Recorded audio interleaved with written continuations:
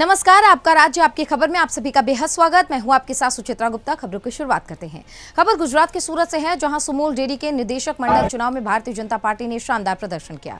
BJP समर्थित उम्मीदवारों ने 16 में से 15 सीटों पर जीत दर्ज करके निदेशक मंडल में अपना मजबूत बहुमत कायम कर लिया है। जानकारी के अनुसार सुमोल डेयरी के 16 निदेशक पदों में से 7 सीटों पर बीजेपी समर्थित उम्मीदवार पहले ही निर्विरोध निर्वाचित हो चुके थे। इसके बाद बाकी बची 9 सीटों के लिए 15 जुलाई को मतदान कराया गया। मतगणना के बाद घोषित परिणामों में बीजेपी ने 8 और सीटों पर जीत हासिल की, जबकि 1 सीट निर्दलीय उम्मीदवार के खाते में गई है। इस तरह बीजेपी समर्थित उम्मीदवारों ने कुल 16 में से 15 निदेशक पदों पर कब्जा जमा लिया।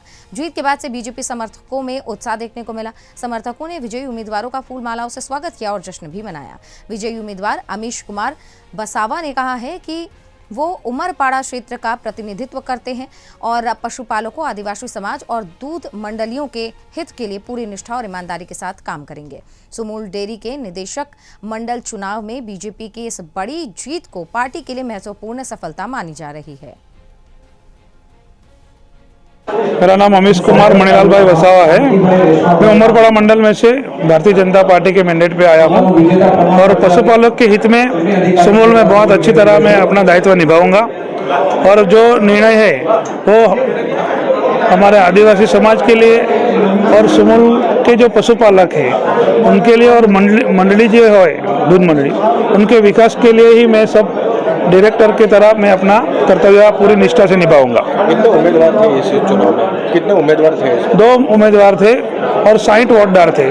उसमें से 56 वोट मुझे मिले हैं और 4 वोट उनको मिले हैं, कांग्रेस को। सुमोल में कितने उम्मीदवार थे? सुमोल में 16 उम्मीदवार है, उसमें से 15 भारतीय जनता पार्टी के हैं और 1। खबर उत्तर प्रदेश के अमेठी से है, जहां भारतीय जनता पार्टी के क्षेत्रीय अध्यक्ष अशोक चौरसिया के आगमन पर पार्टी कार्यकर्ताओं ने जोरदार स्वागत किया। पूरे कार्यक्रम के दौरान विभिन्न स्थलों पर ढोल नगाड़े, पटाखों और फूल मालाओं के साथ कार्यकर्ताओं का उत्साह देखने को मिला है। बीजेपी के क्षेत्रीय अध्यक्ष अशोक चौरसिया शुक्रवार को अमेठी पहुंचे। उनके साथ भाजपा के जिला अध्यक्ष सुधांशु शुक्ला भी मौजूद रहे। अमेठी पहुंचने पर सबसे पहले कल्पतरु होटल के पास उद्योग व्यापार प्रतिनिधि मंडल अमेठी के जिलाध्यक्ष महेश सोनी ने अपने समर्थकों के साथ दोनों नेताओं का माल्यार्पण कर स्वागत किया। इस दौरान बड़ी संख्या में पार्टी कार्यकर्ता और समर्थक उपस्थित रहे। इसके बाद अशोक चौरसिया और सुधांशु शुक्ला गांधी चौक पहुंचे। यहां दोनों नेताओं ने गांधी की प्रतिमा पर माल्यार्पण किया। कार्यक्रम का अगला पड़ाव सगरा तराहा रहा, जहां पर जिला पंचायत अध्यक्ष राजेश मसाला के पुत्र विशाल अग्रहरी और हिमांशु अग्रहरी ने अपने समर्थकों के साथ क्षेत्रीय अध्यक्ष अशोक चौरसिया और जिलाध्यक्ष सुधांशु शुक्ला का फूल मालाओं से स्वागत किया। स्वागत कार्यक्रम के बाद क्षेत्रीय अध्यक्ष अशोक चौरसिया और जिला अध्यक्ष सुधांशु शुक्ला सीधे जिला पंचायत अध्यक्ष राजेश मसाला के आवास के लिए रवाना हुए। पूरे कार्यक्रम के दौरान बीजेपी कार्यकर्ताओं में भारी उत्साह देखने को मिला। इसका क्या कहेंगे आप? काशी क्षेत्र अध्यक्ष बनने के बाद आज मेरा पहला अमेठी जिले में आगमन हुआ है। हमारा जो उद्देश्य है वो ये कि अपने कार्यकर्ताओं से मिलकर सभी को उत्साहित करके उनमें एक नए जोश का और नए उत्साह का संचार करें और इसके साथ साथ जो आगे मिशन 2027 है उसको फतह करने के लिए, उसमें भारी जीत दर्ज करने के लिए हमें अपने सभी कार्यकर्ताओं को एकजुट करना है। कार्यकर्ताओं से के संपर्क के माध्यम से समाज के हर वर्ग में, हर जाति, हर समूह, हर श्रेणी तक पहुंच बना करके और अपने बूथ की टीम, बूथ का अध्यक्ष, बूथ का प्रभारी, बूथ का पालक, बूथ की समिति, पन्ना प्रमुख, सभी नीचे का जो हमारा तंत्र है उसको मजबूत कर। खबर उत्तर प्रदेश के अमेठी से है, जहां उत्तर प्रदेश सरकार के जल शक्ति मंत्री स्वतंत्र देव सिंह ने स्वर्गीय पूर्व विधायक दादा तेजभान सिंह के 13वीं संस्कार कार्यक्रम में शामिल होकर उन्हें श्रद्धांजलि अर्पित की है। इस दौरान उन्होंने दादा तेजभान सिंह को भारतीय जनता पार्टी की समर्पित और सिद्धांतवादी नेता बताते हुए उन्हें याद किया है और उनके योगदान को भी याद किया। जल शक्ति मंत्री स्वतंत्र देव सिंह अचलपुर स्थित स्वर्गीय दादा तेजभान सिंह के पैतृक आवास पहुंचे। यहां उन्होंने उनके स्मृति स्थल पर पुष्प अर्पित कर श्रद्धांजलि अर्पित की और शोक संतप्त परिजनों से मुलाकात की और अपनी संवेदनाएं प्रकट की। श्रद्धांजलि कार्यक्रम के दौरान मंत्री स्वतंत्र देव सिंह ने कहा कि दादा तेजभान सिंह के नाम से पूरे जिले में भारतीय जनता पार्टी की पहचान रही। उन्होंने कहा कि कांग्रेस के सबसे ताकतवर शासनकाल में भी दादा तेजभान सिंह ने अपने सिद्धांतों से कभी समझौता नहीं किया। समाज के हर वर्ग का सम्मान करना उनकी सबसे बड़ी पहचान थी। उन्होंने ये भी कहा कि दादा तेजभान सिंह के निधन से पूरे क्षेत्र में शोक की लहर है और जनता ने एक जनप्रिय, संघर्षशील और सिद्धांतवादी नेता को खो दिया है। कार्यक्रम में बड़ी संख्या में बीजेपी पदाधिकारी, कार्यकर्ता और क्षेत्र के लोग मौजूद रहे। बीच में नहीं, लेकिन उनके नाम से भारतीय जनता पार्टी जानी जाती है, जनसंघ भी जाने जाती है। उनका जीवन हमेशा पंडित दीनदयाल उपाध्याय के जो विचार थे उसके लिए जीते थे, जिए ही केवल विचार के लिए, और जो लक्ष्य था, जो उनका उद्देश्य था, अपने आंखों के सामने उन्होंने देखा। जब से वह जनसंघ से लेकर पंडित दीनदयाल उपाध्याय से अटल बिहारी वाजपेयी और बड़े बड़े लोगों के साथ उनका यात्रा रहा, माननीय कल्याण सिंह से लेकर सभी, माननीय राजनाथ, सभी नेताओं के साथ एक आदर्श महापुरुष थे और आदर्श के साथ अपने जीवन को जिए। कभी कांग्रेस की इतनी सत्ता रहने के बाद, ताकतवर लीडर रहने के बाद अमेठी और रायबरेली, कभी वो झुके नहीं। अपने विचारधारा के लिए, दीपक के लिए और कमल के लिए उनका जीवन रहा। सबसे बड़ी अच्छी बात थी उनके अंदर कि कोई भी क्षेत्र। खबर उत्तर प्रदेश के आजमगढ़ से है, जहां कंधरापुर थाना क्षेत्र के खोजापुर माधोपट्टी गांव में एक ऐसा दृश्य देखने को मिला जिसने हर किसी को भावुक कर दिया। रूस में जान गंवाने वाले जोगेंद्र यादव के परिजनों को उनके अंतिम संस्कार के लिए न तो पार्थिव शरीर मिला और न ही कंकाल। ऐसे में परिवार ने रूस से भेजी गई उनकी सैन्य वर्दी का ही अंतिम संस्कार किया। साथ ही परिजनों ने आरोप लगाया है कि नौकरी के नाम पर विदेश भेजने वाले एजेंटों के खिलाफ सरकार कठोर कार्रवाई करे और उन्हें फांसी की सजा दी जाए। परिजनों के अनुसार जोगेंद्र यादव को मऊ के विनोद यादव समेत विनोद, सुमित और दुष्यंत नाम के एजेंट, गार्ड और हेल्पर की नौकरी का भरोसा देकर 15 जनवरी 2024 को रशिया ले गए थे, लेकिन वहां पहुंचने के बाद 1 महीने की ट्रेनिंग देकर उन्हें सेना में युद्ध के लिए भर्ती कर दिया गया। जोगेंद्र के छोटे भाई सुनील कुमार यादव ने बताया कि मई 2024 में उनकी भाई से आखिरी बार बात हुई थी। उस समय जोगेंद्र ने बताया था कि 9 मई 2024 को युद्ध के दौरान उन्हें चोट लग गई है। इसके बाद से उनसे कोई संपर्क नहीं हो पाया। परिजनों ने भारतीय दूतावास के माध्यम से जानकारी जुटाने का प्रयास किया और अन्य लापता लोगों के परिवारों के साथ मिलकर 2 लोगों को रूस भी भेजा, लेकिन जोगेंद्र के बारे में कोई जानकारी नहीं मिल सकी। हाल ही में परिवार को फोन पर सूचना दी गई कि जोगेंद्र यादव की मृत्यु हो चुकी है। फोन करने वाले ने बताया कि विस्फोट में उनका शरीर पूरी तरीके से नष्ट हो गया है, इसलिए न तो पार्थिव शरीर मिलेगा और न ही कंकाल।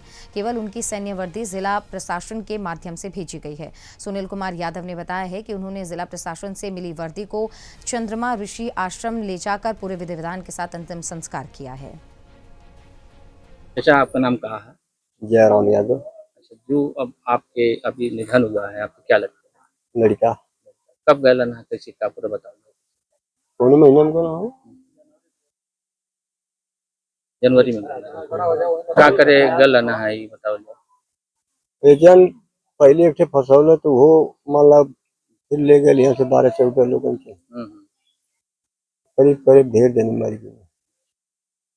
यहाँ से झूठ बोल के ले गए, पैसा वैसा ले रहा, वहाँ ले जाके फिर लड़ाई में 3 महीना तक ना आया। 3 महीना के बाद फिर ना आया। कोने काम खातिर ले गल ना? ले गल है दरवानी का लगावे खातिर। ई जैसे फोन से आपसे बात भइल बताई ना कि हमके युद्ध में लगा देवल गल है। हाँ, तो बताओ कि तो यूक्रेन के साथ है। हाँ, ट्रेनिंग में बात होती है। जैसे रोवे हुए भी जितना हो जाए तो उसकी वजह से कहना कि अब हम आई बिना कफन में तो ये सामने क्या नाम आपका है? हमारा नाम सुनील यादव। कहाँ के रहने वाले हैं? कहाँ घर आपका? हम ग्राम खोजापुर माधोपट्टी, जिला आजमगढ़। कौन थाना पड़ता है? थाना कंदरापुर। ये बताएं कि आज जो घटनाक्रम है, क्या मतलब आपके भाई कहाँ गए थे, कैसे उनका निधन हुआ और आज क्या जानकारी कैसे? जैसे रूस गए हुए थे 2024 में एजेंट के द्वारा, मतलब एजेंट झूठ बोल के लेके गया उनको। उनको झूठ बोल के एजेंट लेके गया रूस। वहां पे ले जाने के बाद बोला कि हम इनको कंपनी में जो भी है गार्ड उड की नौकरी दिला देंगे, लेकिन वहां जाने के बाद उन्होंने सीधे इनको रशिया के आर्मी में भर दिया, जबरदस्ती ले जाके। उसके बाद से फिर ये लोग ट्रेनिंग पे गए तो 1-2 महीने के लिए थोड़ा बहुत काल घर से किए। उसके बाद फिर लोगों का पता चलना धीरे धीरे बंद होने लगा। जब लोगों को अगली खबर उत्तर प्रदेश के फतेहपुर से है, जहां पर अमृत भारत स्टेशन योजना के तहत पुनः विकसित फतेहपुर रेलवे स्टेशन को बड़ी सौगात मिली। प्रधानमंत्री नरेंद्र मोदी ने वीडियो कॉन्फ्रेंसिंग के माध्यम से फतेहपुर रेलवे स्टेशन के नए स्वरूप का उद्घाटन किया है। करीब 33 करोड़ 10 लाख रुपए की लागत से स्टेशन का कायाकल्प किया गया है। पुनर्विकास के बाद स्टेशन परिसर को आधुनिक सुविधाओं से सुसज्जित किया गया, जिससे यात्रियों को बेहतर यात्रा का अनुभव मिल सके। अमृत भारत स्टेशन योजना के तहत फतेहपुर रेलवे स्टेशन में यात्रियों की सुविधा के लिए बेहतर प्रतीक्षालय, आकर्षक प्रवेश द्वार, उन्नत यात्री सुविधाएं, बेहतर संपर्क व्यवस्था और आधुनिक आधारभूत संरचना विकसित की गई है। अब यात्रियों को स्टेशन पर पहले से अधिक सुविधाजनक और आरामदायक वातावरण मिलेगा। रेलवे स्टेशन के पुनर्विकास का उद्देश्य यात्रियों की सुविधा बढ़ाने के साथ साथ स्टेशन को आधुनिक स्वरूप प्रदान करना है। उद्घाटन समारोह में फतेहपुर रेलवे स्टेशन परिसर में आयोजित किया गया। कार्यक्रम में राष्ट्रीय पिछड़ा वर्ग आयोग के अध्यक्ष, स्थानीय जनप्रतिनिधि, विधायकगण, रेलवे अधिकारी और बड़ी संख्या में नागरिक मौजूद रहे। कार्यक्रम के दौरान प्रधानमंत्री नरेंद्र मोदी का संबोधन भी सीधा प्रसारित किया गया, जिसे उपस्थित लोगों ने बड़े उत्साह के साथ सुना।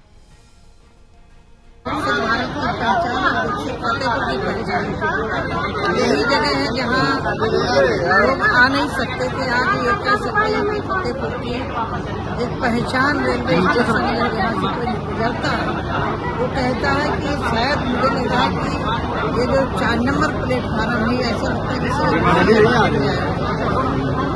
2014 के बाद से लगभग हर सेक्टर में, हर क्षेत्र में देश के प्रधानमंत्री जी ने, एक विजनरी प्रधानमंत्री जी ने बहुत काम किया है। मैं आज माननीय प्रधानमंत्री जी का, माननीय रेल मंत्री जी का आभार व्यक्त करती हूँ कि हमारे इस गावा की धरती, वीरों की भूमि, बड़े शंकर विद्यार्थी की भूमि, सोहनलाल द्विवेदी की भूमि में virtually railway station 4 number platform का या पूरी रेलवे स्टेशन का जो कायाकल्प हुआ उसका उद्घाटन किया है। इसके लिए माननीय प्रधानमंत्री जी को बहुत बहुत आभार व्यक्त। अगली खबर राजस्थान के चित्तौड़गढ़ से है, जहां पर सांसद सीपी जोशी की अध्यक्षता में जिला विकास समन्वय और निगरानी समिति यानी दिशा की बैठक आयोजित की गई। जिला परिषद सभागार में हुई इस बैठक में केंद्र और राज्य सरकार की विभिन्न जन कल्याणकारी योजनाओं और विकास कार्यों की विभागवार समीक्षा की गई। बैठक में सांसद सीपी जोशी ने अधिकारियों को निर्देश दिए हैं कि योजनाओं का लाभ अंतिम व्यक्ति तक पहुंचना चाहिए। उन्होंने विकास कार्यों को तय समय सीमा में गुणवत्ता के साथ पूरा करने और नियमित निगरानी सुनिश्चित करने पर भी जोर दिया। बैठक में पेयजल व्यवस्था, आरओ प्लांट और जल जीवन मिशन की प्रगति की भी समीक्षा की गई। सांसद ने जिले के सभी आरओ प्लांट का भौतिक सत्यापन कर रिपोर्ट प्रस्तुत करने के निर्देश दिए। साथ ही लंबित जल जीवन मिशन कार्यों को भी जल्द पूरा करने को कहा। विद्युत व्यवस्था को लेकर आरडीएसएस योजना, नए जीएसएस निर्माण और ग्राम अरनिया पथ में कृषि और घरेलू फीडर पृथक्करण कार्यों की भी समीक्षा की गई। सड़क निर्माण, स्वास्थ्य, शिक्षा और नगर परिषद से जुड़े कार्यों पर भी चर्चा की गई। सांसद ने सड़क परियोजना को समय पर पूरा करने, स्वास्थ्य भवनों की गुणवत्ता जांच, टीबी मुक्त अभियान को प्रभावी तरीके से और विद्यालयों में आधारभूत सुविधा बढ़ाने के निर्देश दिए हैं। दिशा की बैठक अच्छी रही है। पुराने काम काफी सरकार के, केंद्र सरकार को, राजस्थान की सरकार को, जो जिन अधिकारियों के यहाँ पेंडिंग काम है, दिशा की बैठक के बाद वो काम भी होते हैं। वो से काम ऐसे हैं, नए नए काम जो नीचे होने लायक हैं, उन कामों को भी सभी डिपार्टमेंट के कामों को भी लिया है। और इससे काफी चीजें सरकार के प्रति, केंद्र सरकार को, राजस्थान की सरकार के काम जितने भी पेंडिंग थे, उन सब कामों को पास हुए हैं और होंगे। और ऐसे नए प्रस्ताव इन लोगों ने लिए हैं। 80 उपजिला चिकित्सालय को लेकर के जमीन का आवंटन हो गया है, तो कब तक काम शुरू हो जाएगा? लोगों को कब तक सौगात देंगे? जो चिकित्सालय भारतीय जनता पार्टी के कार्यकाल में पहले भी अभी डबल इंजन की सरकार है, जितने भी अगर जमीनें मिल गई तो उनके प्रस्ताव ले। खबर उत्तर प्रदेश के फर्रुखाबाद से है, जहां पर जिले के प्रभारी मंत्री और पर्यटन मंत्री जयवीर सिंह ने अधिकारियों को सख्त निर्देश दिया। उन्होंने कहा है कि जनप्रतिनिधियों के फोन नहीं उठाने वाले अधिकारियों के खिलाफ सख्त कार्रवाई की जाएगी। प्रभारी मंत्री जयवीर सिंह ने अधिकारियों को जनप्रतिनिधियों के साथ बेहतर समन्वय बनाकर काम करने की हिदायत दी है। उन्होंने कहा है कि शासन की योजनाओं को प्रभावी तरीके से लागू करना और जनता की समस्याओं का समाधान करना अधिकारियों की प्राथमिक जिम्मेदारी होनी चाहिए। प्रभारी मंत्री ने अधिकारियों के साथ समीक्षा बैठक करते हुए प्रदेश सरकार की जन कल्याणकारी योजनाओं की प्रगति की जानकारी ली और अधिकारियों को सख्त हिदायत दी है कि जब लोग फोन करें तो फोन उठाइए, ताकि उनकी समस्याओं का समाधान त्वरित तरीके से किया जा सके। यहाँ समीक्षा बैठक की और अपराध समीक्षा बैठक की क्या दिशा निर्देश दिए गए? देखिए, माननीय प्रभारी मंत्री जी द्वारा सभी विभागों के विकास कार्यों की समीक्षा बैठक की गई थी। जो सीएम डैशबोर्ड पे जनपद की रैंकिंग है, उसमें पूरे मीटिंग के बाद ये आया कि उसमें काफी प्रगति हुई है और माननीय मंत्री जी द्वारा ये निर्देश दिए गए हैं कि जो भी विभाग पिछड़े हुए हैं या जिनके द्वारा थोड़ा सा प्रयास किया जाना है, वो पूर्ण अपना 100% उसमें एफर्ट लगाएं और जनपद की जो रैंकिंग है और जो जनपद की प्रगति है उसको अव्वल में लेके।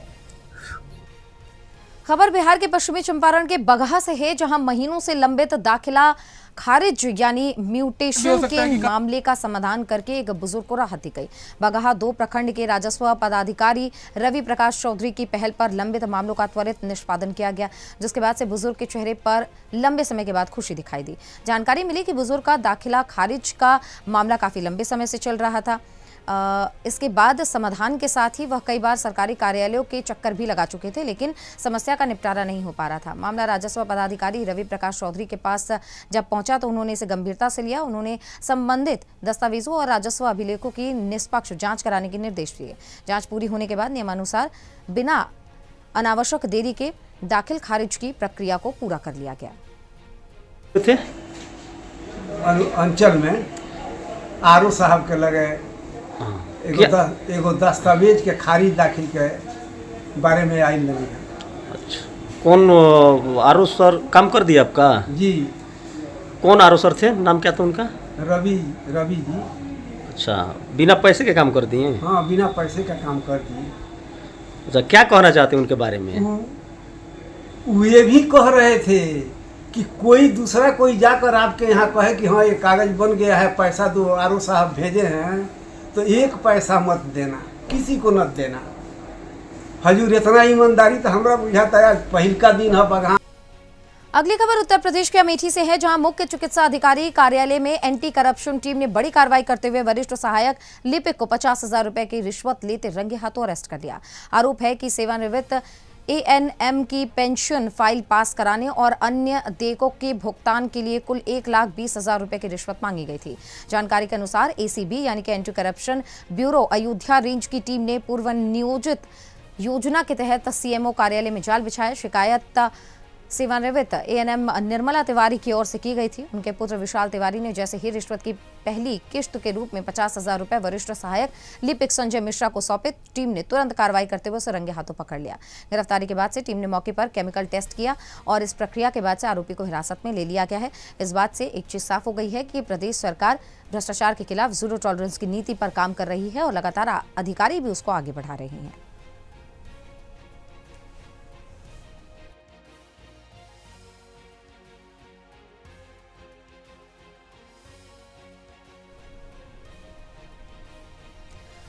खबर उत्तर प्रदेश के आजमगढ़ से है, जहां पर लालगंज तहसील के मोहनपुर पटवास गांव में तालाब की जमीन को लेकर विवाद सामने आया। ग्रामीणों ने मंडलायुक्त आजमगढ़ को शिकायत पत्र देकर लालगंज लोकसभा क्षेत्र से समाजवादी पार्टी के सांसद दरोगा प्रसाद सरोज और उनके परिजनों पर सार्वजनिक तालाब की भूमि पर अवैध कब्जे का आरोप लगाया है। ग्रामीणों का कहना है कि गाँव की आराजी संख्या 137, रकबा 7.798 हेक्टेयर भूमि तालाब खाते में दर्ज है। आरोप है कि इस जमीन पर फार्म हाउस बनाया गया और कुछ हिस्से में खेती तथा मछली पालन किया जा रहा है। ग्रामीणों का दावा है कि पहले यह तालाब सार्वजनिक रूप से उपयोग में आता था, लेकिन अब ग्रामीणों को इसका लाभ नहीं मिल पा रहा। शिकायतकर्ताओं के अनुसार मामले की शिकायत मुख्यमंत्री जन सुनवाई पोर्टल पर भी की गई है। इसके बाद जिलाधिकारी को जांच के निर्देश दिए गए थे। ग्रामीणों का आरोप है कि अभी तक जांच पूरी नहीं हुई है। वहीं सपा सांसद दरोगा प्रसाद सरोज ने सभी आरोपों को खारिज किया है। शारदा विश्वकर्मा की 3.5-4 बीघा जमीन थी, उस जमीन को इन लोगों ने आज 50 साल से उसको कब्जा नहीं लेने दे रहे थे। बैनामा जिसमें रामक तिवारी से उन्होंने लिया, 50 साल से पड़ती पड़ी थी। मुश्किल से मौके पर 15 बिस्सा जमीन नकुआ करके उसने हमें बैनामा कर दिया। 50 साल तक ये जूते बोए, तो मैं जब उसको ले तो मैं कब्जा अपनी जमीन में पाट रहा हूँ। 4 बार तहसीलदार मोहनपुर पटवास, तहसील लालगंज, थाना देवा की रहने वाली हूँ। आज आप लोग डीएम साहब के यहाँ प्रार्थना पत्र दे रहे हैं, क्या मामला है? मामला हमारा जमीन का है। हमारे गांव के भू माफिया दरोगा प्रसाद सरोज, सपा सांसद है, वो हमारे ग्राम का जो है ग्राम मोहनपुर पटवास का लगभग 50 बीघे का तालाब वो कब्जा कर लिए हैं। कब्जा करके उस पे बहुत बड़ा फार्म हाउस बनाए हैं। फार्म हाउस बना लिए हैं, बिजली का खंभा गड़वाए हैं, बिजली का तार पूरा जमीन के चारों तरफ बिछाए हैं। यहाँ तक कि उनकी 5-6 बोरिंग है, मछली पालन कर रहे हैं, लकड़ी काट रहे हैं, लकड़ी बेच रहे हैं। करीब 8-10 लाख का तो लकड़ी बेच चुके हैं, करोड़ों का तो मछली बेच रहे हैं। और अगल बगल जितनी गरीबों की ज़मीन है सब कब्जा कर लिए हैं। और हमारे गांव में एक टिकरगाड़ रोड जाता है, वहाँ पर भी कुछ खच्चर वालों को लिया के बसा दिए, उस गरीब बेचारे का ज़मीन कब्जा कर लिए। बहुत ही ऐसी जो है उत्तर प्रदेश के चंदौली से ये खबर, जहां पर सावन महीने में श्रद्धालुओं की बढ़ती संख्या को देखते हुए पुलिस प्रशासन पूरी तरीके से सतर्क हो गया है। श्रद्धालुओं की सुरक्षा और सुविधाओं को लेकर एसपी आकाश पटेल ने कालेश्वर महादेव मंदिर पहुंचकर तैयारियों का निरीक्षण किया है। हर सोमवार को मंदिर में करीब 20 से 25 हजार श्रद्धालुओं के पहुंचने की संभावना को देखते हुए सुरक्षा के विशेष इंतजाम किए जा रहे हैं। मंदिर परिसर के साथ साथ रेलवे ट्रैक और भोजापुर रेलवे क्रॉसिंग पर भी पुलिस का सख्त पहरा रहेगा। श्रद्धालुओं की भारी संख्या और यातायात व्यवस्था को सुचारू रखने के लिए विशेष यातायात योजना भी तैयार की गई है। जाम की समस्या से निपटने के लिए जिला पुलिस और रेलवे सुरक्षा बल मिलकर पूरी व्यवस्था को संभालेंगे। इसके अलावा मंदिर परिसर में बैरिकेडिंग, प्रकाश व्यवस्था, पेयजल, स्वच्छता और श्रद्धालुओं के अन्य सुविधाओं को लेकर भी संबंधित विभागों को आवश्यक दिशा निर्देश दिए गए हैं। इस पूरे मामले को लेकर एसपी आकाश पटेल ने कहा है कि सावन का पावन पर्व चंदौली में पूरी सुरक्षा, शांति और सौहार्द के साथ संपन्न कराया जाएगा। देखिए, थाना सकरडिया क्षेत्र में कालेश्वर महादेव मंदिर का आज मेरे द्वारा यहाँ पे आया हूँ और जो सावन के दृष्टि जो तैयारियाँ होनी है उनका निरीक्षण किया गया है। यहाँ जैसा कि बताया गया है कि पिछले वर्षों में भी पर्याप्त यहाँ पे भीड़ होती है, महिला पुरुष दोनों लोग दर्शन करने आते हैं। सेंसिटिविटी यहाँ पर भीड़ के लिए साथ साथ इस बात की भी है कि रेलवे स्टेशन के ठीक बगल में है, तो हमें ये भी ध्यान रखना होता है कि दुर्घटना आदि ना हो। उसके दृष्टिगत विभिन्न विभागों के लोग, राजस्व विभाग के भी लोग, पुलिस के, PWD से सभी लोगों ने आकर के यहाँ पर संयुक्त निरीक्षण किया है और जो तैयारियाँ करानी है उनकी समीक्षा की गई है। इस संबंध में आवश्यक निर्देश दिए गए हैं और जो पर्व है सबसे संपन्न कराया जाएगा। कहा गया है कि पिछले वर्ष में पूरे मतलब एक सोमवार में लगभग 20 से 25 हजार दर्शनार्थियों की संख्या बताई गई है, तो हम उसके हिसाब से अपनी तैयारियां कर रहे हैं। सर, रेलवे लाइन भी है पास में, उसको लेकर के क्या दिशा निर्देश दिए? रेलवे लाइन के संबंध में GRP से भी पत्राचार किया गया है, उनसे बात भी की जाएगी ताकि वहाँ पर GRP की ड्यूटियाँ भी रहें, साथ ही सिविल पुलिस की भी, जिला पुलिस की भी ड्यूटियाँ वहाँ पर रहेंगी ताकि ट्रेन के आवागमन में किसी प्रकार की बाधा ना हो, साथ ही साथ किसी प्रकार की दुर्घटना ना होने पाए। सर, यहाँ भीड़ लगती है तो भोजापुर रेलवे क्रॉसिंग पर अक्सर ट्रेनें रुक जाती है। खबर उत्तर प्रदेश के कानपुर से है, जहां पर बजरंग दल के सेवा सप्ताह के अंतर्गत बाल भवन में निशुल्क स्वास्थ्य परीक्षण शिविर का आयोजन किया गया। विश्व हिंदू परिषद और लीलामणि हॉस्पिटल के संयुक्त तत्वाधान में आयोजित इस शिविर में बड़ी संख्या में लोगों ने पहुंचकर स्वास्थ्य जांच कराई है और विशेषज्ञ चिकित्सकों से परामर्श लिया। इस स्वास्थ्य शिविर का उद्देश्य समाज में सेवा भावना को बढ़ावा देना और लोगों को अपने स्वास्थ्य के प्रति जागरूक करना रहा। शिविर में चिकित्सकों ने लोगों का प्रशिक्षण किया है और परीक्षण के बाद जो है आवश्यक सलाह भी उनको दी है। इस अवसर पर विश्व हिंदू परिषद कानपुर प्रांत के कोषाध्यक्ष सुशील कुमार गुप्ता ने कहा है कि विश्व हिंदू परिषद समाज के उत्थान और जनसेवा के लिए लगातार काम कर रहा है। उन्होंने बताया कि सेवा सप्ताह के तहत आयोजित यह स्वास्थ्य शिविर भी इसी सेवा भावना का एक हिस्सा है, जिससे अधिक से अधिक लोगों को स्वास्थ्य की सुविधाएं मिल सके। वहीं बजरंग दल के जिला संयोजक मोहित कुमार ने कहा कि समाज के प्रत्येक व्यक्ति तक निःशुल्क स्वास्थ्य सेवाएं पहुंचाना संगठन की प्राथमिकता है। उन्होंने ये भी कहा कि बजरंग दल आगे भी इसी प्रकार से सेवा कामों को जारी रखेगा। मोहित कुमार, जिला संयोजक, बजरंग दल कानपुर उत्तर। उद्देश्य क्या कार्यक्रम? हमारे बजरंग दल का एक ध्येय वाक्य है सेवा सुरक्षा संस्कार। इसके अंतर्गत हम सेवा कार्य कर रहे हैं। सेवा सप्ताह हमारे पूरे देश भर में केंद्रीय नेतृत्व द्वारा हमें दिया गया है। सेवा सप्ताह के अंतर्गत हम ये स्वास्थ्य परीक्षण कैंप लगा रहे हैं। इसमें अपने जितने समाज के सभी लोग हैं जो एक निम्न वर्ग है और इसकी सेवा के अंतर्गत हम स्वास्थ्य परीक्षण कैंप कराया है। कोई अपील समाज से अपील ये है कि सभी को स्वस्थ रहें और एक संगठन बनाकर रहें, एकता का परिचय दें। आपका परिचय? मेरा नाम सुशील कुमार गुप्ता है। मैं विश्व हिंदू परिषद कानपुर प्रांत का कोषाध्यक्ष हूँ और कानपुर उत्तर जिले का अध्यक्ष हूँ। आज क्या कार्यक्रम किया गया? आज हम लोगों ने जो विश्व हिंदू परिषद का जो मुख्य कार्य है वो सेवा, संस्कार और लोगों में जो उत्थान के लिए हम लोग काम करते हैं, पूरे समाज के उत्थान के लिए काम करते हैं। और उसी कड़ी में आज हम लोगों ने यहाँ पर एक मेडिकल कैंप का आयोजन किया है, जिसमें कि आप देख रहे हैं कि हर प्रकार की बीमारियों का इलाज के लिए अलग अलग विभागों के डॉक्टर्स यहाँ पे आए हुए हैं, जिसमें हड्डी के भी है, आंखों की जांच भी हो रही है, डेंटल आप देख रहे हैं मोबिलिटी लगी हुई है जिसमें डेंटल का भी केयर है और जनरल फिजिशियन सारे लोग बैठे हुए हैं और समाज के सभी वर्गों सभी लोगों का यहाँ पे निःशुल्क इलाज हो रहा है और उसमें दवाई भी वितरित की जा रही है, जो कि विश्व हिंदू परिषद। उत्तर प्रदेश के कानपुर से खबर, जहां पर पुलिस ने फर्जी सरकारी दस्तावेज तैयार करने वाले अंतर्राज्यीय गिरोह का पर्दाफाश किया है। कल्याणपुर थाना क्षेत्र की इंदिरा नगर चौकी प्रभारी और साइबर सेल की संयुक्त टीम ने कार्रवाई करते हुए 3 शातिर जालसाजों को गिरफ्तार किया है। पुलिस के अनुसार पकड़े गए आरोपियों की पहचान तेजसपाल, नितेश कुमार और अनुराग के रूप में हुई है। तीनों को जीटी रोड स्थित आनंदेश्वर साइबर कैफे से गिरफ्तार किया गया है। पुलिस ने मौके से बड़ी संख्या में फर्जी दस्तावेज और उपकरण बरामद किए हैं। बरामद सामान में 47 आधार कार्ड, 120 जन्म और मृत्यु प्रमाण पत्र, 112 आय, जाति और निवास प्रमाण पत्र, साथ ही 3 लैपटॉप, फिंगरप्रिंट स्कैनर और विधायक की फर्जी मोहर भी शामिल है। इसके अलावा आरोपियों के पास से 29,000 रुपए कैश भी बरामद किए गए हैं। जांच में सामने आया है कि आरोपी गैर सरकारी और फर्जी पोर्टलों के माध्यम से सरकारी दस्तावेज तैयार करते थे और इसके बाद उन दस्तावेजों पर सरकारी विभागों और जनप्रतिनिधियों की फर्जी मोहर लगाकर लोगों से मोटी रकम वसूलते थे। पुलिस ने आरोपियों को अरेस्ट कर लिया और लगातार अब उनसे पूछताछ की जा रही है।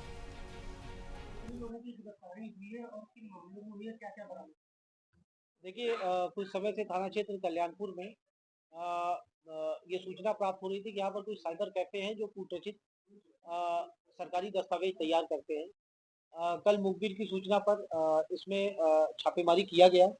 इसमें 3 अभियुक्तों की गिरफ्तारी की गई, जिनका नाम तेजसपाल, नितेश और अनुराग। 3 अलग अलग साइबर कैफे थे। जब इनको डिटेल में जब इनको इंट्रोगेशन किया गया और जो वहाँ पे मटेरियल्स जो मिले हैं हमें वहाँ पर कुछ हमें कुछ मोहर मिली हैं, कुछ वहाँ पे जो दस्तावेज हैं वो मिले हैं। इसमें पैन, आधार, ये लोग क्या करते थे कि इनके पास एक पोर्टल का एक्सेस था। उस पोर्टल का नाम DWD पोर्टल है। उसके माध्यम से ये लोग ऑनलाइन रिचार्ज करा करके उसके माध्यम से ये लोग फर्जी मार्कशीट, डिग्रीज, आधार, वोटर, जो भी सरकारी दस्तावेज होते हैं, ट्रांसफर सर्टिफिकेट, मार्कशीट, इसके अतिरिक्त निवास प्रमाण पत्र, जाति प्रमाण पत्र, ये लोग निर्गत करते थे इस पोर्टल के माध्यम से। ये पोर्टल पूरी तरह से लीगल पोर्टल है और जब इसमें जांच किया गया, छानबीन की गई, तो ये पता चला कि ये पोर्टल कजाकिस्तान के नंबर से संचालित है। उसके बारे में अभी डिटेल और जांच की जा रही है। फिलहाल ये जो भी डेटा होता था ये उस पोर्टल के माध्यम से जो अल्टीमेटली जो व्यक्ति बाहर बैठा हुआ है, ये डेटा उसको ये लोग दे देते थे, बेच देते थे। और खबर कानपुर से है, जहां पुलिस ने 11 साल से फरार चल रहे 50,000 रुपए के इनामी गैंगस्टर को गिरफ्तार करके बड़ी सफलता हासिल की है। रात चलती महिलाओं को निशाना बनाकर लूट की वारदात को अंजाम देने वाले आरोपी अवधेश सिंह को पुलिस ने हरियाणा के गुरुग्राम से पकड़ा है। जानकारी के अनुसार चकेरी पुलिस और सर्विलांस टीम ने हरियाणा पुलिस के सहयोग से इस कार्रवाई को अंजाम दिया है। आरोपी अवधेश लंबे समय से फरार चल रहा था और उसके खिलाफ गैंगस्टर एक्ट समेत कई गंभीर धाराओं में मुकदमे दर्ज थे। पुलिस के अनुसार आरोपी रात चलती महिलाओं को निशाना बनाकर उन्हें लूटता था और फरारी के तौर पर अगर हम देखें, फरारी के दौरान पुलिस लगातार उसकी तलाश कर रही थी। कोर्ट से जारी वारंट के आधार पर पुलिस ने आरोपी को कानपुर जो है लाने की तैयारी पूरी शुरू कर दी है और अब उसे आगे न्यायालय में पेश किया जाएगा। कमिश्नरेट पुलिस ने इस गिरफ्तारी को अपराधियों के खिलाफ चलाए जा रहे अभियान में बड़ी सफलता बताई है। पुलिस का कहना है कि फरार अपराधियों के खिलाफ लगातार कार्रवाई जारी रहेगी।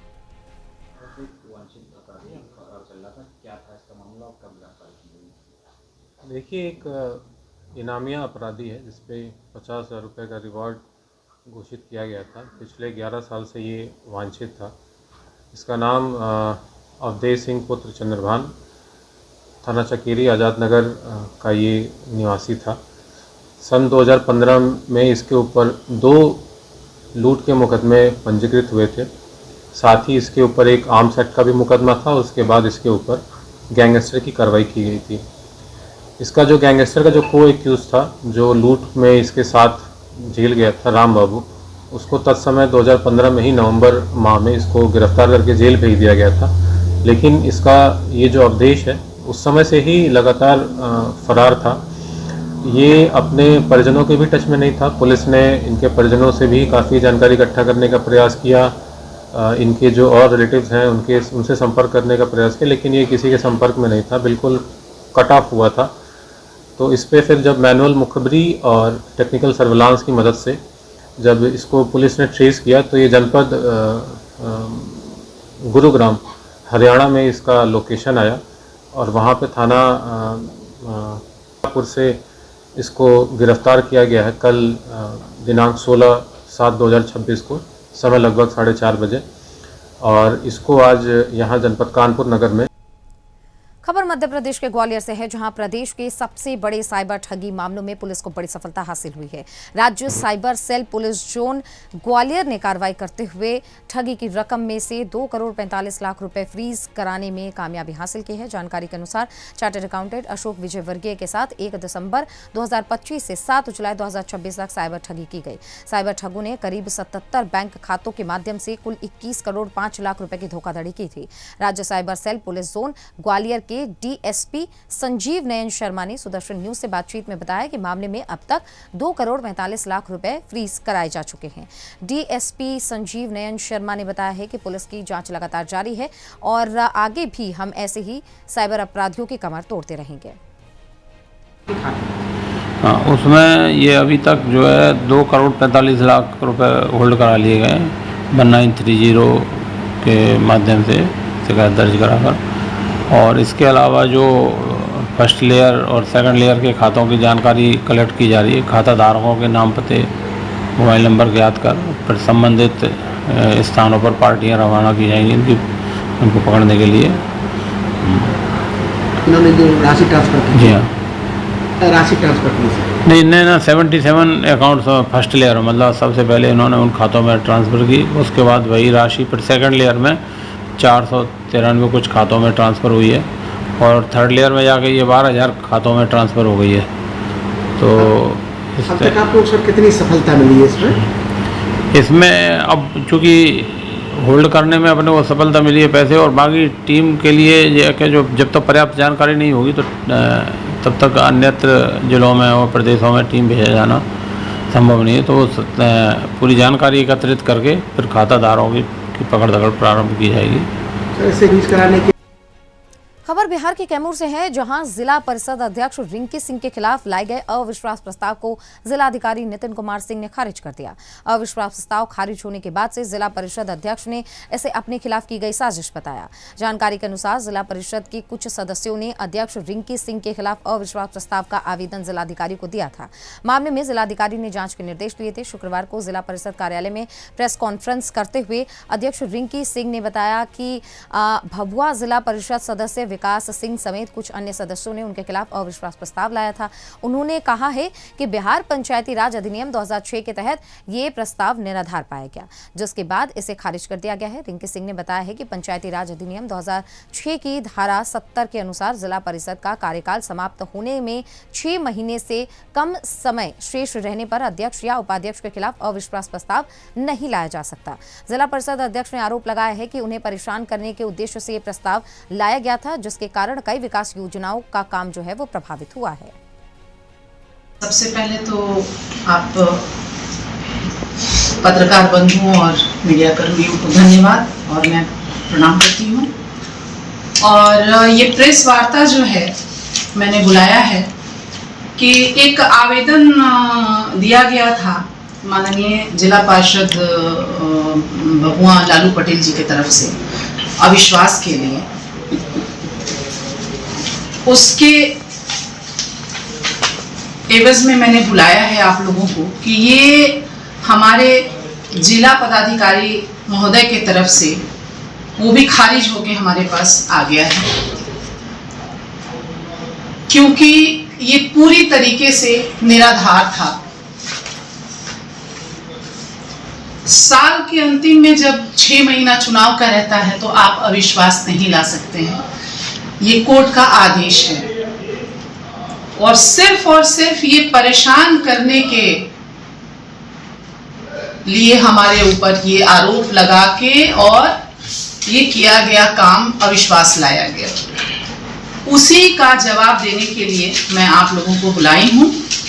और एक और जानकारी मैं देना चाहूँगी कि वैसे तो आप लोगों को पता चल भी गया होगा, लेकिन हमारे यहाँ हम लोग एक हाई कोर्ट में केस लड़ रहे थे अध्यक्ष संघ, प्रमुख संघ और मुखिया संघ के तरफ से परिसीमन के लिए कि जनगणना के बाद ही चुनाव हो। तो कल हम लोग वो भी केस जीत गए और इसके लिए बिहार के माननीय मुख्यमंत्री श्री खबर उत्तर प्रदेश के अमेठी से है, जहां गौरीगंज स्थित 132 केवी विद्युत उपकेंद्र पर हुए हमले का एक वीडियो सोशल मीडिया पर तेजी से वायरल हो रहा है। वायरल वीडियो में किसान नेत्री रीता सिंह द्वारा एक विद्युत कर्मचारी के साथ कथित मारपीट किए जाने का दावा किया जा रहा है। हालांकि इस वीडियो की स्वतंत्र रूप से पुष्टि नहीं हुई है। जानकारी के अनुसार अघोषित बिजली कटौती और लगातार लो वोल्टेज की समस्या से परेशान उपभोक्ता देर रात 132 केवी विद्युत उपकेंद्र पहुंच गए। बताया जा रहा है कि उपभोक्ताओं ने अपनी समस्याओं को लेकर उपकेंद्र का घेराव किया। वायरल वीडियो में बड़ी संख्या में मौजूद लोगों और एक विद्युत कर्मचारी के बीच तीखी नोकझोंक होती दिखाई दे रही है। इसके बाद से एक महिला द्वारा कर्मचारी के साथ कथित मारपीट का दृश्य भी सामने नजर आता है। सोशल मीडिया पर दावा किया जा रहा है कि वीडियो में दिखाई देने वाली महिला किसान नेत्री रीता सिंह है। हालांकि इस पूरे मामले में अभी तक किसी वायरल वीडियो की स्वतंत्र पुष्टि नहीं हुई है। साथ ही घटना को लेकर न तो किसी पुलिस अधिकारी की ओर से बयान जारी किया गया है।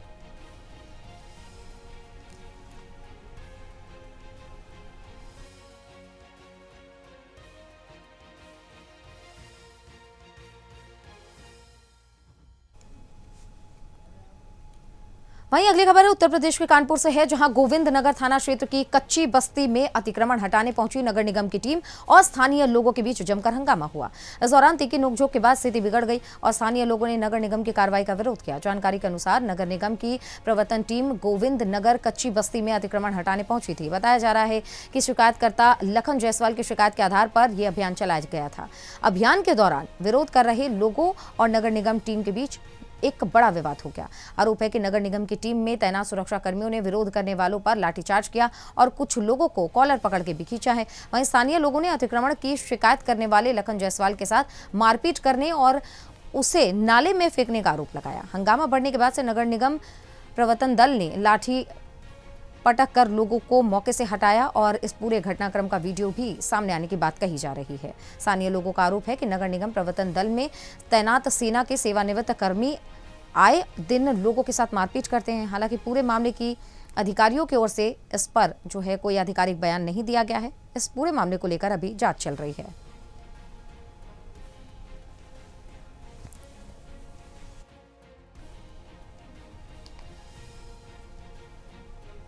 उत्तर प्रदेश के मथुरा से ये खबर है, जहां पर जमीन पर मेड़ लगाने के मामूली विवाद ने हिंसक रूप ले लिया। मगुर्रा थाना क्षेत्र के ग्राम शाहपुर जैनपुर में दो पक्षों के बीच हुई खूनी संघर्ष के दौरान ताबड़तोड़ फायरिंग हुई, जिसमें महिला समेत 2 लोग गोली लगने से गंभीर रूप से घायल हो गए। जानकारी के अनुसार गांव में जमीन की मेड़ बनवाने को लेकर 2 पक्षों में विवाद हुआ था। देखते ही देखते विवाद इतना बढ़ गया कि दोनों पक्ष आमने सामने आ गए और गोलीबारी शुरू हो गई। फायरिंग की घटना के बाद से पूरे इलाके में सनसनी फैल गई। सूचना मिलते ही सीओ गोवर्धन अनिल कुमार सिंह मौके पर पहुंचे और भारी संख्या में पुलिस बल भी पहुंचा। पुलिस ने स्थिति को संभालते हुए घायलों को तत्काल अस्पताल भेजा। गोली लगने से घायल महिला सरोज और युवक गोपाल को जिला अस्पताल में भर्ती करवाया गया है, जहां पर उनका उपचार चल रहा है। सीओ गोवर्धन अनिल कुमार सिंह ने बताया है कि जमीन पर मेड़ लगाने को लेकर विवाद हुआ था, जो बाद में हिंसक हो गया और गोलीबारी में बदल गया। उन्होंने बताया कि घायलों की स्थिति मेडिकल रिपोर्ट आने के बाद ही स्पष्ट हो सकेगी। सर, मोगर्रा थाने में एक घटना प्रकाश में आई है, क्या है पूरा मामला? आप भी मौके पर। ग्राम शाहपुर चैनपुर में करीब 8 बजे करीब एक ये सूचना मिली कि वहाँ पर गोली चलने की सूचना मिली कि 2 उसमें व्यक्ति घायल हुए हैं, जिसमें एक महिला सरोज और एक गोपाल है। मैं गांव में भी घटना स्थल का निरीक्षण करके आया और यहाँ भी आया हूँ, तो यहाँ डॉक्टर अभी उसका परीक्षण कर रहे हैं। महिला भी एडमिट है और लड़का भी एडमिट है। अभी डॉक्टरों की ओपिनियन आनी बाकी है। ओपिनियन आने के बाद ही उसका विस्तृत जानकारी हम आपको दे पाएंगे। विवाद का कारण निकल कर आया? विवाद का कारण ये है कि जरा सा धान लगाने के ऊपर कोई बात हुई थी इनमें आपस में। खबर उत्तर प्रदेश के आजमगढ़ से है, जहां पर शहर कोतवाली क्षेत्र के सिविल लाइन मोहल्ले में नीट परीक्षा में असफल होने के बाद एक छात्रा ने आत्महत्या कर ली। 19 वर्षीय छात्रा ने घर के पंखे से जो है अपने दुपट्टे के सहारे फांसी लगाकर अपनी जान दी है। घटना के बाद परिवार में मातम पसरा हुआ है। जानकारी मिली है कि सिविल लाइन मोहल्ला निवासी आशा प्राथमिक विद्यालय में शिक्षक है। उनके पति संजय यादव की साल 2016 में ही बीमारी के चलते मृत्यु हो गई थी। इसके बाद आशा अपने बेटे और बेटी की जिम्मेदारी संभाल रही थी। मृतका सृष्टि पढ़ाई में तेज थी और इंटरमीडिएट की परीक्षा के बाद से नीट की तैयारी कर रही थी। सृष्टि ने दूसरी बार नीट की परीक्षा दी। बताया जा रहा है कि पहली परीक्षा में पेपर बाहर आने के कारण परिणाम जारी नहीं हुआ था। था, लेकिन उसके बाद उसने दोबारा परीक्षा में हिस्सा लिया। गुरुवार को नीट परीक्षा का परिणाम आया, जिसमें सृष्टि सफल नहीं हो पाई। इसके बाद से वो काफी परेशान थी, उदास थी। शुक्रवार को नीट छात्रा के सुसाइड का मामला है, क्या है पूरा मामला सर? एक अभी पुलिस टीम को एक सिविल लाइन क्षेत्रांतर्गत एक लड़की के सुसाइड करने की सूचना अभी प्राप्त हुई है। मौके पर फील्ड टीम, फॉरेंसिक्स की टीम, थाना कोतवाली की टीम व वरिष्ठ अधिकारियों द्वारा घटनास्थल का निरीक्षण किया गया है। प्रथम दृष्टया ऐसा प्रतीत हो रहा है कि लड़की के द्वारा फांसी लगा करके आत्महत्या करने का की गई है। बॉडी को मर्चरी भेजा गया पोस्टमार्टम के लिए। अन्य विधिक कार्रवाई थाना कोतवाली से की जा रही है। घटना के कारणों का अभी सब पता चल पाया? अभी विस्तृत जांच की जा रही है और पोस्टमार्टम की कार्रवाई की जा रही है और अधिक विधिक कार्रवाई जो है वो थाना कोतवाली। खबर उत्तर प्रदेश के मेरठ से है, जहां पर लाल कुर्ती थाना क्षेत्र में एक कोचिंग सेंटर संचालिका ने अपने ही सेंटर में फांसी लगाकर आत्महत्या कर ली। मृतका की पहचान पूजा के रूप में हुई है। घटना के बाद से परिवार में मातम पसरा हुआ है। जानकारी मिली कि पूजा और कपिल नाम के युवक ने करीब 1.5 महीने पहले PL शर्मा रोड पर एक कोचिंग सेंटर शुरू किया था। बताया जा रहा है कि कोचिंग सेंटर के बंटवारे को लेकर दोनों के बीच में विवाद चल रहा था। परिजनों का आरोप है कि साझेदार कपिल की प्रताड़ना और लगातार दबाव के चलते पूजा ने यह कदम उठाया है। परिवार की ओर से आरोपी कपिल के खिलाफ आत्महत्या के लिए उकसाने की जो तहरीर है वो पुलिस को दी गई है। बताया जा रहा है कि लखनऊ अग्निकांड के बाद से मेरठ विकास प्राधिकरण यानी कि MDA ने इस कोचिंग सेंटर को बंद करा दिया था। इसके बाद से सेंटर के संचालन को लेकर विवाद और बढ़ने की बात सामने आई। घटना की सूचना मिलने के बाद पुलिस मौके पर पहुंची और मामले की जांच शुरू कर दी है। सर, कोचिंग संचालिका की मौत हुई है, क्या पूरा मामला है और क्या आपकी जानकारी कर पाया गया? देखिए, कल ये सूचना प्राप्त हुई थी कि PL शर्मा रोड पे जो कोचिंग संचालिका थी पूजा जी, इनकी संदिग्ध स्थिति में इनकी शव बरामद हुआ था। पुलिस ने तुरंत इसमें गंभीरता से लेते हुए शव को बरामद किया एवं यहाँ उसका PM के लिए भी शव भेजा गया था, जिसके पैनल के द्वारा उसका PM किया गया है। परिवार के धारा में जो भी हमें तहरीर प्राप्त हुई है उसी के आधार के ऊपर मुकदमा भी सुसंगत धारा में दर्ज कर इसमें जो नामित अभियुक्त है उसकी भी पुलिस ने गिरफ्तारी की है। इसमें जो भी तथ्य प्रकाश में आएंगे उसी के आधार पर आगे की विधिक कार्रवाई की जाएगी। सर, पार्टनर पर आरोप लगे हैं कि उसने उनके साथ गबन करा था और साथ ही उसने आत्महत्या के लिए उसका आया था, तो वो कितने सही है? देखिए, ये जांच का विषय है, लेकिन अभी जो पीड़ित जन परिवारजन। और इन्हीं खबरों के साथ आपका राज्य आपकी खबर में बस इतना ही। बने रहिए सुदर्शन न्यूज के साथ। नमस्कार।